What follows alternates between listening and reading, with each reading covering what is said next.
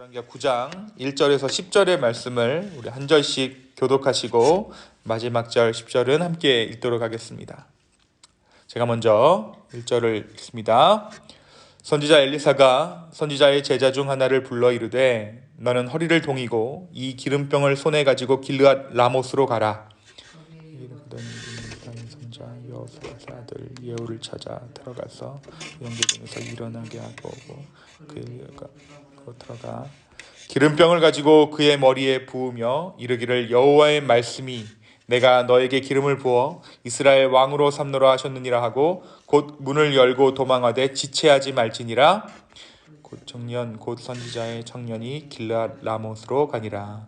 그가 이르러 보니 군대 장관들이 앉아 있는지라. 소년이 이르되 장관이여 내가 당신에게 할 말이 있나이다. 예후가 이르되 우리 모든 사람 중에 누구에게 하려느냐 하니 이르되 장관이여 당신에게이다 하는지라. 예후가 일어나 집으로 들어가니 청년이 그의 머리에 기름을 부으며 그에게 이르되 이스라엘 하나님 여호와의 말씀이 내가 내게 기름을 부어 여호와의 백성 곧 이스라엘의 왕으로 삼느니 너는 너의 주 아합의 집을 치라. 내가 나의 종 곧 선지자들의 피와 여호와의 종들의 피를 이세벨에게 갚아주리라. 아합의 온 집이 멸망하리니 이스라엘 중에 맹인자나 노인자나 아합에게 속한 모든 남자는 내가 다 멸절하되 아합의 집을 느바스 아들 여로보암의 집과 같게 하며 또 아히야의 아들 바하사의 집과 같게 할지라. 이스라엘 지방에서 개들이 이스벨을 먹으리니 그를 장사할 사람이 없으리라 하셨느니라 하고 곧 문을 열고 도망하니라. 아멘. 우리가 계속해서 열왕기하 말씀을 묵상하고 있습니다. 우리가 지난 8장의 말씀 가운데 어떤 말씀을 함께 묵상했습니까? 아람 사람, 다메섹 사람 하사엘에게 엘리사가 기름을 부어 왕이 될 것을 예언하는 우리 엘리사 선지자의 이야기를 함께 나누었습니다. 엘리사가 이와 같은 예언을 이 하사엘에게 할 때에 눈물을 흘리죠. 왜 눈물을 흘립니까? 그가 이 하사엘이 이스라엘 가운데 행하게 될 여러 가지 악독한 일들을 그가 떠올리면서 눈물을 흘리기도 합니다. 그 마음 가운데 고뇌와 그 마음 가운데 갈등이 있었지만 그럼에도 불구하고 하나님의 사람 엘리사는 하나님께서 행하라 명하신 그 일을 순종하며 선지자의 사명을 다했습니다. 오늘 말씀은 또 하나의 엘리사의 사역을 이야기하고 있습니다. 오늘 말씀에서 엘리사는 한 선지자 생도에게 군대 장관 예후에게 기름을 부어 왕을 삼게 합니다. 이 일 역시 아람 사람 하사엘에게 기름을 부어 왕으로 삼았던 것 같이 엘리야에게 주어졌던 사명이에요. 엘리야에게 주어졌던 세 가지 사명 중에 바로 세 번째 사명이 바로 이 예후에게 기름을 붓는 일이었습니다. 그리고 하나님께서는 엘리야의 제자인 엘리사를 통해서 이 일을 지금 행하고 계신 것이죠. 이 선지자 생도는 한참 전쟁 중인 길르앗 라못으로 가서 예후에게 비밀리에 기름을 붓게 됩니다.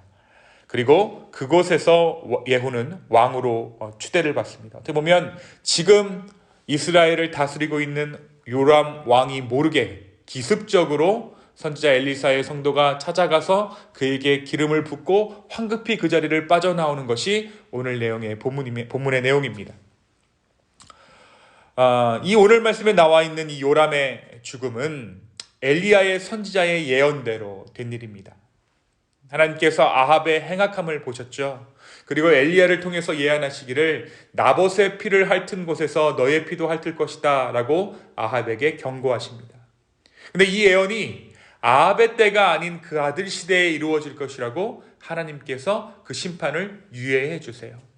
아합이 잠시 동안 회개의 기미를 보이자 그 아합을 보시고 하나님께서 긍휼히 여기셔서 이 예언이 아합 때가 아닌 그 아들의 시대에 이루어질 것이라고 하신 것을 우리가 기억합니다. 그리고 오늘 말씀에서 마침내 이 아합의 아들 요람이 나봇의 밭에 던져지게 된 것입니다. 또한 오늘 말씀 이 9장에는 남유다의 왕 아하시야 역시 심판을 받았다라고 전하고 있습니다.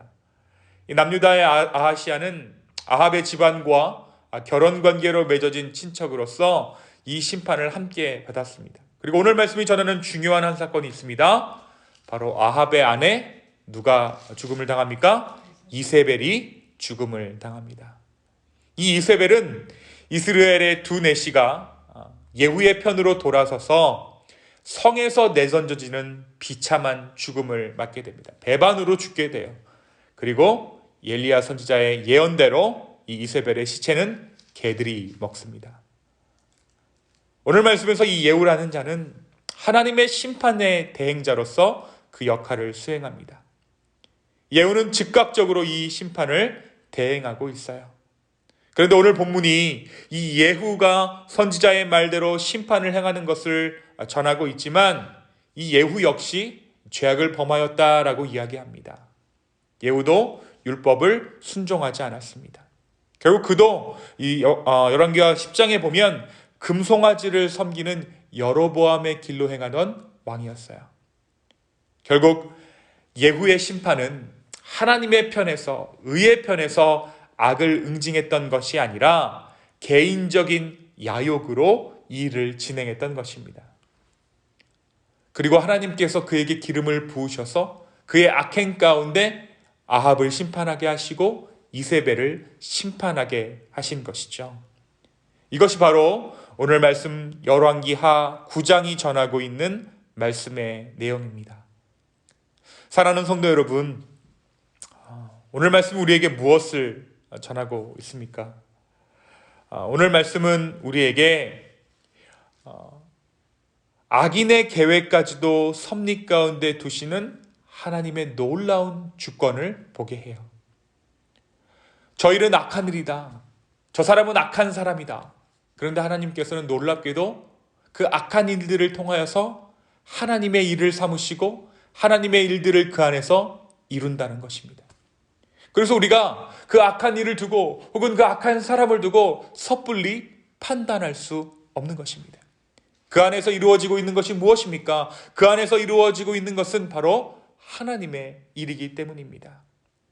하나님께서 선지생들을 통하여서 예후에게 기름을 부은 것은 이미 예후가 쿠데타 음모를 꾸미고 있었고 그 음모를 통해서 하나님께서 심판을 행하신 것이라고 오늘 말씀 가운데 우리가 확인할 수 있었습니다. 하나님께서는 그 예후의 음모를 먼저 아셨고 그에게 기름을 부으셨고 하나님께서 심판하실 만한 자들을 심판하는 도구로 예후를 사용하신 것입니다. 그 일은 아무나 할 수 없었던 것이에요. 이 예후만 할 수 있었던 것이죠. 그가 쿠데타를 꾸미고 있었기 때문입니다. 오늘 말씀에서도 보니까 그가 지금 여러 군대의 사람들과 회의를 나누는 것을 보게 됩니다. 그리고 이 선지생도가 기습적으로 그 회의하고 있는 가운데 들어가서 그에게 기름을 붓고 빠져나온 것이죠. 사랑하는 성도 여러분, 이 하나님은 오늘도 우리 가운데 일하고 계십니다. 우리 눈에 얼른 보기에 악하고 도리에 어긋나고 법을 거슬리는 일을 행하는 것처럼 보이는 그 일들도 하나님의 허락 없이는 일어날 수 없다는 것을 오늘 말씀 우리에게 말해주고 있는 것입니다. 이 말은 하나님의 일하심이 미치지 않는 영역이 없다라는 것을 의미합니다. 지금 우리 주변에 일어나는 일들 가운데 우리가 잘못됐다, 악하다라고 말하는 일들이 있을 것입니다. 그러나 그 일들 가운데 믿음의 사람들이 저와 여러분이 바라봐야 하는 것은 하나님의 신실하심인 줄로 믿습니다. 주님은 그 악한 일들 안에서도 하나님의 일들을 이루시고 하나님의 역사를 지금 써내려가고 계십니다. 다만 우리가 기도할 것은 우리가 악한 일을 해서 하나님의 도구로 사용받는 것이 아니라 선한 일을 통해 하나님의 일을 이루는 자들로 하나님께서 우리의 인생을 사용하시기를 이 아침에 간구해야 하는 것입니다. 그것은 정말 은혜가 필요한 것 같아요. 이 하나님을 발견할 수 있는, 그래서 정말 믿음으로 하나님 앞에 전적으로 우리 가운데 일하시기를 소망하게 되는 저 여러분 되기를 예수님의 이름으로 축원합니다. 두 번째, 오늘 말씀은 우리에게 결코 모든 것을 묻어두시지 않는 하나님을 보게 합니다. 때가 차매 하나님은 때가 이르자 예언하신 대로 아합의 아들들을 처단하시고 이세벨을 처단합니다. 나봇의 땅 가운데 그들의 아들이 나뒹굴게 하시고 이세벨의 시체를 개들이 먹도록 심판하시는 하나님. 하나님은 그 일들을 엘리야를 통해 예언하신 그 말씀들을 엘리사의 때에 이루신 것입니다. 그분은 시건치 아니하시는 하나님이십니다. 때가 참에 말씀하시는 것들을 이루시는 우리 주님이십니다. 엘리사가 이 선지자 생도 가운데 하나를 정해서 예후를 기름 붓게 한 것은 바로 이 하나님께서 지금 이 일을 하시겠다라는 신호와도 같습니다. 그가 선지생도의 옷깃을 여며주면서 옷깃을 동이면서 기름 한 병을 챙기라 말하는 것은 별 의미를 부여하지 않을 수 있는 일상의 일이었지만 결국 이 준비가 지금 무엇을 하는 것입니까? 하나님의 심판을 준비하는 일이었어요. 그렇습니다. 하나님의 일은 일상 가운데 어제 같은 오늘 가운데 일어나는 거예요. 하나님께서는 죄를 범한 아합의 자손들의 죄악들을 기억하시고 그를 마침내 징계하십니다. 여러분, 이 심판하시는 하나님 또한 신실하신 하나님이십니다. 그분이 신실하시기에 의인들을 찾아서 구원하시고 복주시고 하나님의 자녀 삼으시지만 그분이 신실하시기에 악인들의 죄를 묻어두지 아니하시고 반드시 심판하신다라는 것입니다. 이 하나님의 신실하심은 축복으로 맛볼 수도 있고 징계함으로 맛볼 수도 있어요. 이 하나님의 신실하심을 우리가 축복으로 맛볼 수 있는 이유는 다름 아닌 우리가 그리스도 안에 있기 때문입니다. 오늘 이 아침에 우리가 다른 것을 구하는 것이 아니라 하나님, 그럼에도 불구하고 우리의 삶 가운데 일하여 주십시오. 그럼에도 불구하고 우리의 삶 가운데 은혜 내려 주십시오. 그럼에도 불구하고 우리의 기도 가운데 응답하여 주시옵소서 말할 수 있는 이유는 바로 우리가 그분의 자녀되었기 때문입니다. 우리가 왜 신실하신 하나님을 찬양합니까? 우리가 왜 그분의 신실하심에 기대어서 하나님의 은혜를 오늘 이 아침에 기대합니까? 바로 우리가 그리스도 안에 있기 때문입니다. 그분의 신실하심이 우리에게 감사의 제목이 될 수 있는 것은 우리가 그분의 자녀 되었기 때문입니다. 이 은혜에 감사하며 오늘 하루 신실하신 하나님의 은혜를 기억하고 기대하는 저와 여러분 기쁨의 교회 되기를 예수님의 이름으로 축원합니다. 이 시간 함께 기도하겠습니다. 주님, 오늘 이 아침에 신실하신 하나님을 바라봅니다. 그리고 여전히 일하시는 우리 주님을 찬양합니다. 주님, 우리가 주님의 신실하심을 노래할 수 있는 이유는, 주님의 신실하심을 기대할 수 있는 이유는 우리가 예수 그리스도 안에 있기 때문입니다. 우리가 복음 안에 있기 때문입니다. 성령 하나님, 오늘 우리 가운데 말씀하여 주시고 우리 가운데 일하여 주시옵소서. 주님, 우리의 마음이 조금이라도 흐트러져 있다면, 세상의 여러 가지 잡음들로 우리의 마음이 혼탁해져 있다면 성령 하나님 이 시간 함께 하셔서 우리의 마음을 자정케 하시고 온전히 주님만을 구하며 바라는 이 아침 될 수 있도록 주여 이 시간을 축복하여 주시옵소서. 감사합니다. 모든 말씀 살아계신 예수 그리스도의 이름으로 기도하였습니다. 아멘.